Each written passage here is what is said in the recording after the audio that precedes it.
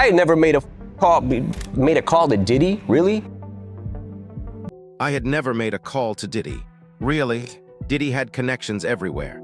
Politicians, billionaires, superstars, rap legends. Even 50 Cent once stood by his side before their paths split and they became sworn enemies.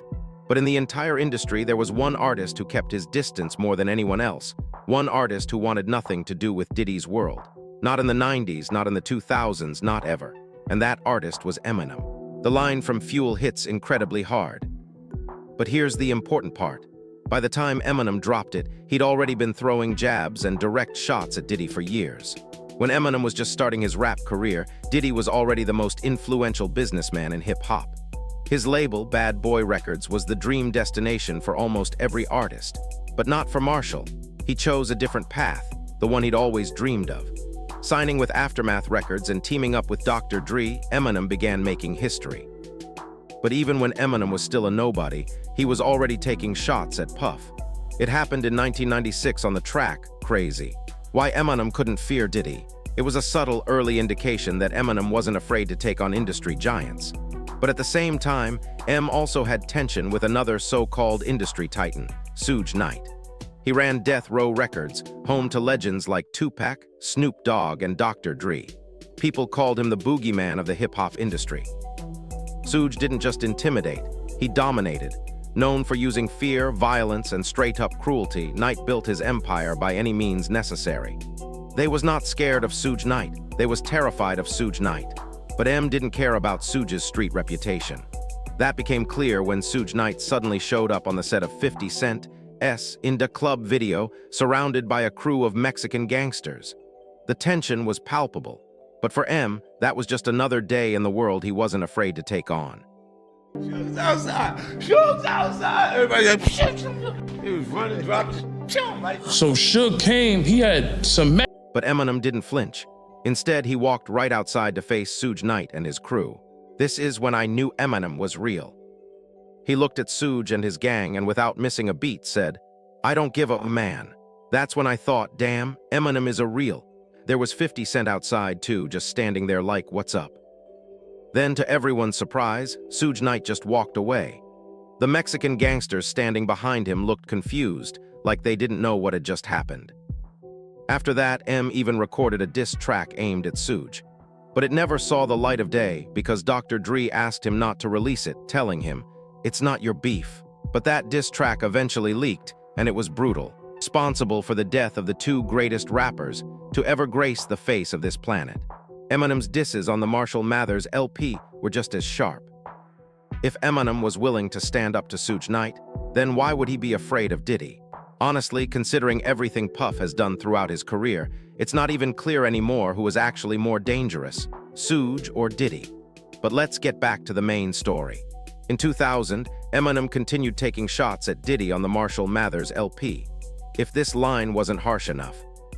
The next one was way darker. Eminem mentioned Diddy's then-girlfriend, Jennifer Lopez, describing what he would do to her if he had the chance. Then he said, "I have a son and a new brother at the same time, just say that it ain't mine.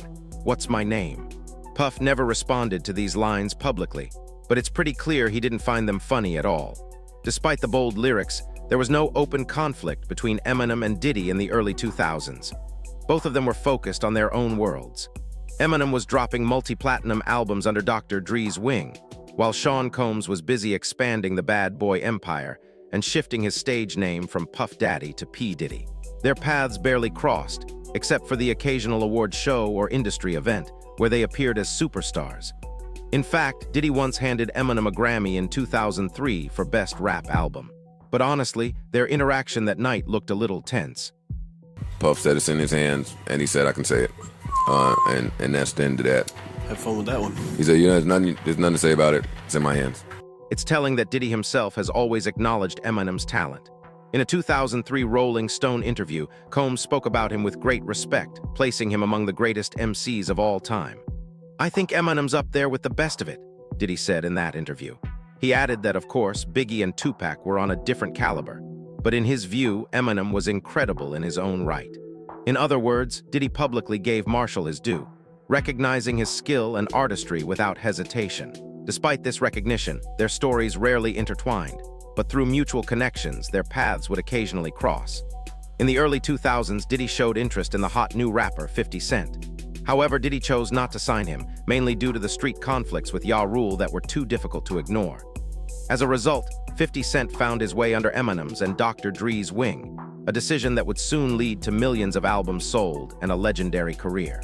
50 Cent thus became a shared point of interest between the two men, both of whom could claim partial ownership of the rapper's success. Diddy missed out on an artist who was destined for greatness, an artist who Eminem and Dre helped transform into a superstar. And then for a while, everything goes quiet. No more public feuds, no more crosspath moments. But the question remained, lingering in the air. Did Eminem think Diddy killed Tupac? In 2015, the documentary Murder Rap, Inside the Biggie and Tupac Murders dropped, shaking the hip-hop world to its core. In this documentary, retired lapped officer Greg Kading presented his investigation, claiming that Diddy ordered Tupac's murder for $1 million, and that one of the shooters involved was none other than Keef D. This explosive claim sent ripples throughout the entertainment world, sparking heated debates. 50 Cent immediately picked up this news, running with the idea that Diddy was really behind Tupac's killing. "I told you," 50 Cent remarked, as he fanned the flames of the growing controversy. But the story doesn't end there. Eminem followed suit in 2018 with the release of a diss track aimed at Machine Gun Kelly called Kill Shot. In the track, Eminem fired off rapid-fire bars, ending with the line, "I'm just playing, Diddy, you know I love you." The reaction was instant. The internet exploded. Fans flooded social media, debating whether Eminem had gone too far this time. Some were wondering if there was a grain of truth in his words. After all, Eminem doesn't say things like this for nothing. Could there have been something hidden beneath the surface? On Joe Budden's podcast, he made a comment that sent shockwaves through the hip-hop community. He said that Combs was extremely unhappy when he heard Kill Shot and the mention of his name in that context. It was clear that Eminem's line, whether serious or playful, struck a nerve with Diddy, raising questions that had lingered for years about their unspoken tensions. In the past, Diddy had always been able to brush off Eminem's jabs, staying calm and collected, choosing to remain above the fray. But this time, he couldn't stay silent. This time, the stakes were higher. Tupac, a name synonymous with both legend and tragedy in the hip-hop world, was a painful topic for Diddy, a subject that hit too close to home. The rumors, the speculations, the accusations, they were all too much to ignore. For Diddy, Tupac's murder wasn't just another controversy. It was a dark chapter in his life, one that he wanted to keep buried. Every time the subject came up, Diddy tried to deny any involvement. He dodged questions with the precision of a seasoned diplomat, sidestepping the topic with ease until the pressure became too much. The accusations, now swirling publicly once again, made it impossible to stay quiet. But even then, Diddy's denials never seemed convincing. He fought to protect his legacy, but the more he deflected, the more the rumors gained traction, leaving a growing sense of doubt in the air. Now let's talk some hip-hop shit, man. I want to talk to Puff right now. Yes. Now it was this documentary that claimed, which we know wasn't true. Yeah. Check this out. We don't talk about. Later on, when Eminem sat down for an interview to discuss his ongoing beef with Machine Gun Kelly, he casually dropped a sharp remark that spoke volumes about his relationship with Diddy. With the same cold, nonchalant demeanor that he's known for, Eminem hinted that he and Diddy had nothing in common. Not even something as basic as each other's phone numbers. It was a subtle but pointed jab, one that suggested a complete disconnect between the two men, despite their shared history in the industry. The remark wasn't just a passing comment. It was a declaration of the distance that had grown between them, one that was built on years of unspoken tension and rivalry. In a world where every connection is carefully curated, the fact that Eminem didn't even have Diddy's number was a sharp symbol of how far apart they truly were. The way he dropped that line with such ease made it clear that Eminem had no intention of reconciling. Their history, both personal and professional, was now just another part of hip-hop's complicated, fractured legacy, and neither was willing to take the first step to mend it. After 2018, it seemed like Eminem and Diddy had finally gone their separate ways, with no more public beefs or interactions between the two. But just a couple of years later, their names would appear together once again. In 2020, Eminem released his album Music to Be Murdered By, and in the hit track, Godzilla, he briefly mentioned Diddy in one of his verses. He raps, "I call getting cheese a cakewalk," a casual mention that many listeners didn't think much of at the time. But it didn't last long. Just a few months later, in June 2020, a small scandal erupted. An unreleased Eminem verse from the previous year leaked online. This verse, originally recorded for the remix of Conway the Machine's Bang, included a direct diss aimed at Diddy's media company, Revolt TV. Eminem didn't hold back, calling them out in a way that left little to the imagination. In the verse he rapped, "Shout the puffy Carl, revolt." The line was harsh, and it quickly made its way across social media, sparking debates and raising eyebrows. Less than a day after the leak, Eminem swiftly apologized. He took to Twitter, issuing a statement where he explained that the harsh verse was recorded in the heat of the moment and that he had never intended to release it. He also clarified that he respects Revolt TV and any negative feelings toward them were not personal. The situation was diffused, but the brief moment of tension had fans wondering about the underlying animosity between Eminem and Diddy.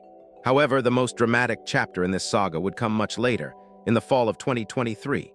That year, Diddy's world came crashing down as a series of serious accusations were filed against him. Multiple women came forward with allegations of sexual assault and abuse, painting a dark picture of the music mogul's private life. The most publicized lawsuit came from Cassie, Diddy's longtime former girlfriend.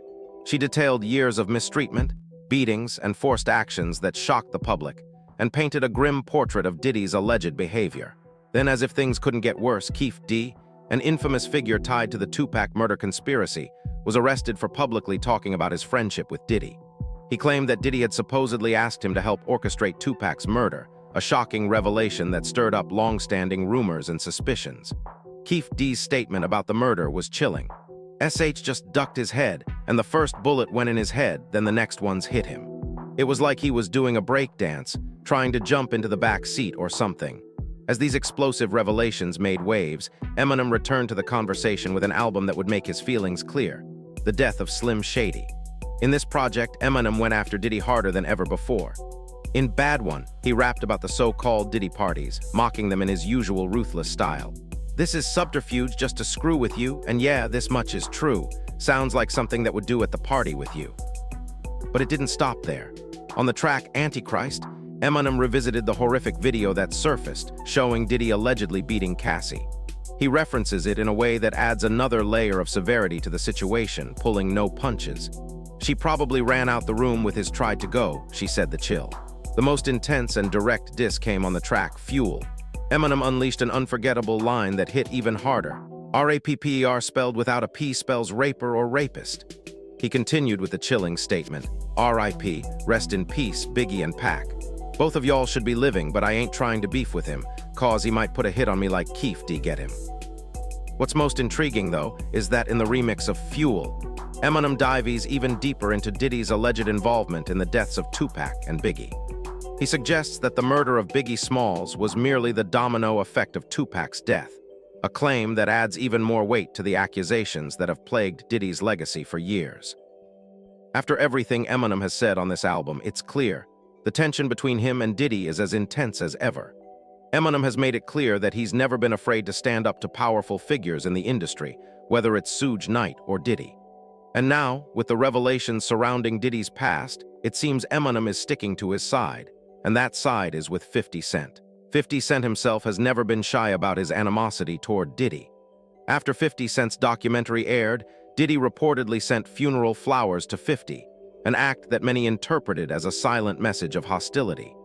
This move suggested that Diddy might be holding a grudge against both 50 Cent and Eminem, especially given their shared past and public criticisms of him. It's clear that Eminem has never been afraid of anyone, and his feud with Diddy proves that, whether it's taking on the kingpins of T. He industry like Suge Knight or Diddy, Eminem stands his ground. He has always used his platform to call out hypocrisy and injustice, and the ongoing tension with Diddy is just another chapter in the saga of his career. Conclusion, CTA. Given everything we've seen, it's apparent that the animosity between Eminem and Diddy is far from over. The accusations, the music, the personal history, it all paints a picture of two powerful men who can't seem to escape each other's orbit. But what do you think? Is this just another chapter in a never-ending hip-hop feud, or is there a deeper truth behind the rivalry? Drop your thoughts in the comments below, like this video if you enjoyed the deep dive, and subscribe for more content like this. Turn on the notifications so you don't miss a single upload. I'll see you next time.